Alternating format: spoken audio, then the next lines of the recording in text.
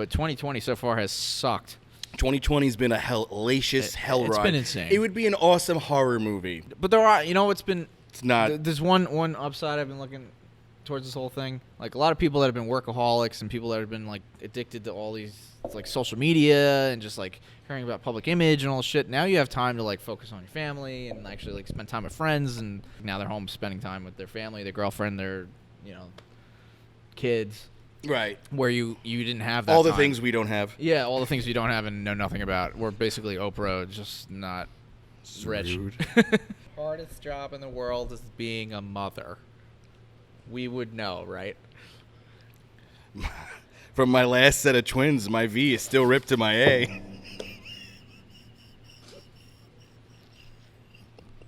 I purely said that because he was drinking, and I was hoping that we would get a shower of COVID. But oh man! But he swallowed it. I pictured it.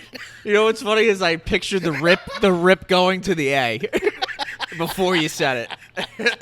Well, that's not the way you're supposed to do it. Yeah, I was like that. For you're some just reason, I was supposed to like, laugh, yeah, tears man. like that, right? Yeah. I picked Anyway. Oh, I didn't know my words were so descriptive. Yeah. You painted a picture. But yeah, I mean, obviously there's been some crazy shit going on. Ugh.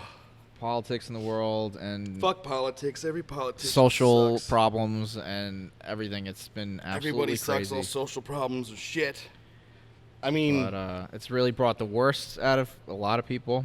And yet it's brought some good things out of people, It too, has. and we'll never focus on that. And I know it's something that we'll always talk about. No, because the negative is what's the interesting part. Right, the not media positive. and everyone else, sex sells, but so does murder and mayhem. Yeah, chaos. And when you don't have enough of one, you're going to have to make up the other. But this is something that I'm very mixed on. So I'm glad I'm tearing up because I'm going to cry. No, I'm still tearing up from you. Someone cutting onions? But the trend now is affecting cartoons, and I live for cartoons. I love them. Animation, I think, is one of the forms of art that we need to preserve, and in the past 20 years, it's evolved into a much more serious form of entertainment. Having said that, voice actors are giving up their parts now to Famous shows, too. It's of not big no-name shows, shows. Yeah, it's big parts, and giving them up to I don't think necessarily appease anybody, but the times call for a consciousness, and we have Jenny Slate giving up Mindy from Big Mouth because Mindy's biracial, and Jenny Slate is not. Actor Mike Henry is giving up Cleveland Brown's voice because it's an African American character and he's not. It's hard for me to not give them some sort of admiration for this. It's a really nice, thoughtful thing. No one's asking a lot of these actors to do that. And it's a lot of money, too. This could help. But at the same time, I want to be a voice actor. Like, get paid more than the little bit that I've actually voice acted. And I want to play anything under the sun. That's what drew me to voice acting. Voice acting, that's the beauty I could play of cartoons is you can literally do anything. Yeah, I could play The a stuff woman. that you I could can't play a do black in guy. movies. The stuff, like that's the beauty of animation is you can be an alien. You could be Right. whatever. And now, like I'm caught between a selfish need or want to play anything that I want, be offered any role, or just even to read for any of these parts. And now it's like, am I only allowed to play annoying Jewish guys? Is that it? Is that all I'm allowed to play now? Because of these, If anything, that segregates more. And that's the problem. Like, what about people? What about characters that play like Scooby-Doo? That's a dog. So what? Dogs are offended now. You can't be a dog. And that's if you're an alien and Futurama, and that's offending somebody. It's the like problem Jesus too, Christ. That argument doesn't help, right? But I hate to say I'm so in the middle of this, but it's also But that's like the beauty. Like Bart Simpson, one of the most famous cartoon characters ever made, is a woman.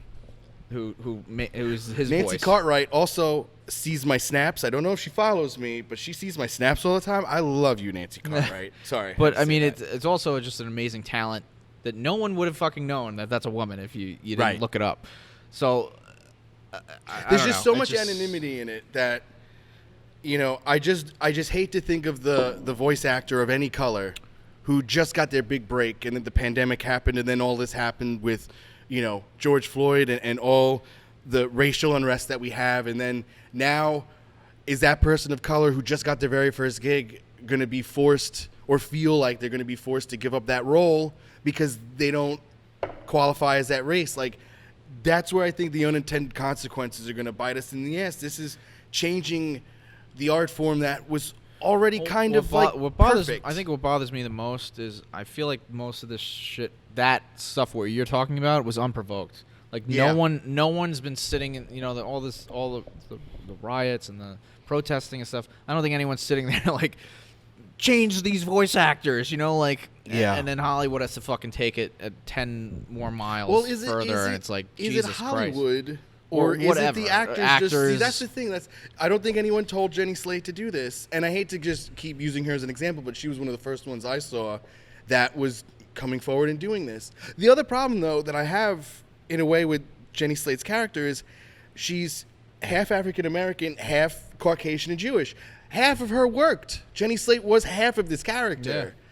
Yeah. And it doesn't mean what she's doing is less, you know, genuine, but it's just... I don't want us to go too far. Well, there was the whole thing, too, is that, like, the Paw Patrol, that kid's show. My little cousins watch it. And that was the first big story. I didn't even hear that. So there's each member on the show, I'm pretty sure it's almost like the Village People. Like, one's a fireman, one's, like, they all have, like, normal jobs or whatever. Puppies do in the real world. Do, you know, they don't have thumbs. Hold on, is the fireman a Dalmatian? Probably, yeah. Better be. So, of course, there's a police officer dog. So people were petitioning to get rid of that dog because he was a good character on the show. And it's like, are you fucking kidding me, people? Like, oh my God. We can call for too much to appease ourselves and our homes. And unfortunately, it just doesn't work for society as a whole. And you can say that with anything, but like...